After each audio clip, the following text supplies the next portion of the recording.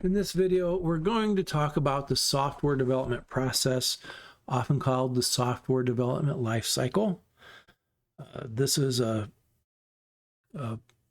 formalized view of what it takes to create a piece of software from beginning to ending. The particular model that we discuss in the book is called the waterfall model, and you can see, because it kind of looks like a waterfall, right? Water would cascade down here as we go from requirements to system analysis and design to implementation, testing, deployment, and maintenance. It's all great in theory, especially in years gone by when you were creating a new piece of software. Say I was going to write a word processor. I need to gather all my requirements, do system analysis and design, and I want to get all of that perfect before I write the code for it. And then I want to test it and make sure it all works. And then I want to burn it on a CD and send it out to the store so people can buy it. And every once in a while, maybe I have to send them a little floppy disk to maintain their software. Okay, that worked great when we wrote one giant piece of software from beginning to end. Actually, it didn't work that great. We still need to do this process, especially for these smaller programming assignments. You need to think about these things as you're writing them. It always helps to have a plan on how you're going to do something before you actually try to write your code. Now, in the real world now, they use the overall plan can kind of look like this, but each feature is written in a much shorter cycle. And we plan a small feature using a different process than this. It's beyond the scope of what we're doing in this course, but I do want you to understand the development phases, because even in the short cycle processes, we still go through analysis, design, and implementation. It's just we repeat it on a much shorter cycle than doing the entire project from beginning to end. All right, so let's look at this traditional software development life cycle. We start with the requirements. Okay, what are the requirements? It's a formal process that seeks to understand the problem and document all the details of what the software needs to do. The users, the people who are going to use it, really need to talk a lot to the designers here. Where are you going to get your requirements for the software you're writing in this class? You're going to get them from me. I'm going to say, write a program that does X, Y, and Z. And here's how I'm going to evaluate to make sure it works. If I put in these numbers, it's going to print out those numbers. All right. So I am giving you the requirements for your projects. If I was writing this for a commercial business, I would need to talk to people at that business to see what they need their software to do before. And I want to make sure I have that down on paper and get their approval before I start writing the software. So I don't write their software incorrectly. And so we both have a clear understanding of what it is that they want out of their software. So I don't get it all completed and they said, well, no, that's not what we meant. And then you start back at the beginning again. All right. So getting a list of requirements is very important. That's the first step in the traditional model. The second step is system analysis. We have to analyze that business. Once we understand how their business works, we have to analyze it in terms of what different roles are for people who are using the software. What are they going to do? How are they going to input the data they need into the system? Where is that data going to come from? Okay. Part of the analysis entails modeling the system's behavior. We're trying to capture the essential elements of the system and define the services that the system's going to provide. Okay. And there's people that specialize in that part of programming. You can be a system analyst, and that's your main job. It's to analyze businesses and determine what kind of inputs and data flow you're going to have in the software. The next phase is system design.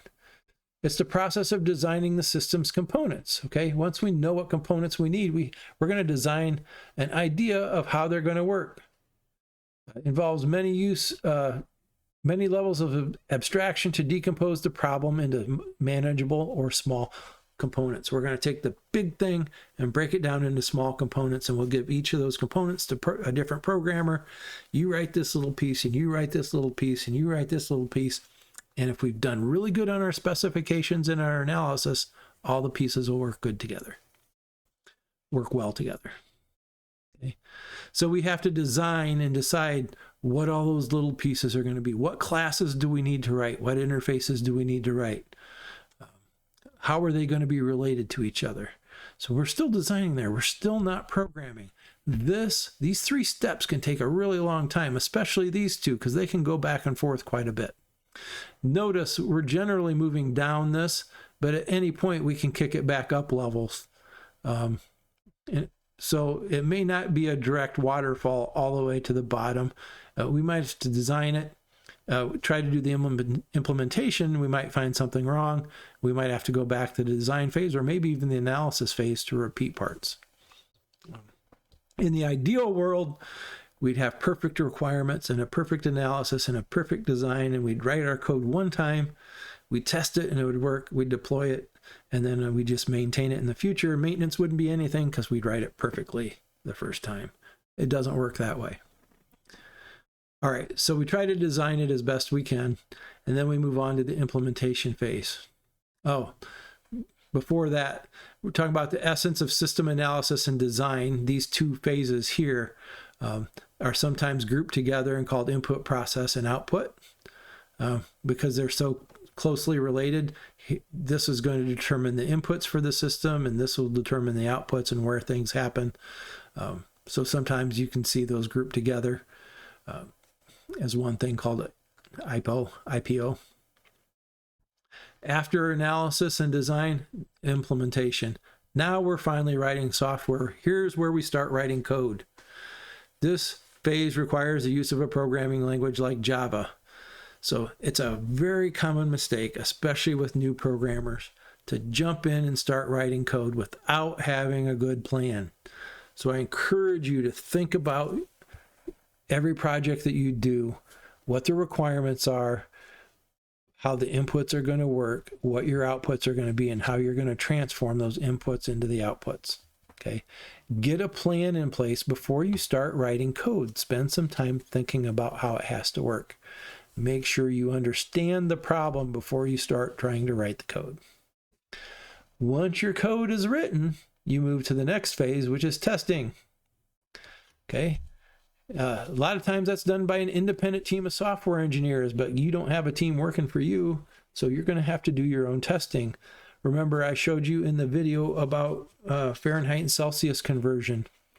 If you tested it with 32 degrees and you still had the error with the casting errors in there that always give you 0, 32 degrees prints out temperature 0. If you stop your testing there, you have a huge bug in your program and that you didn't know because you didn't test it enough.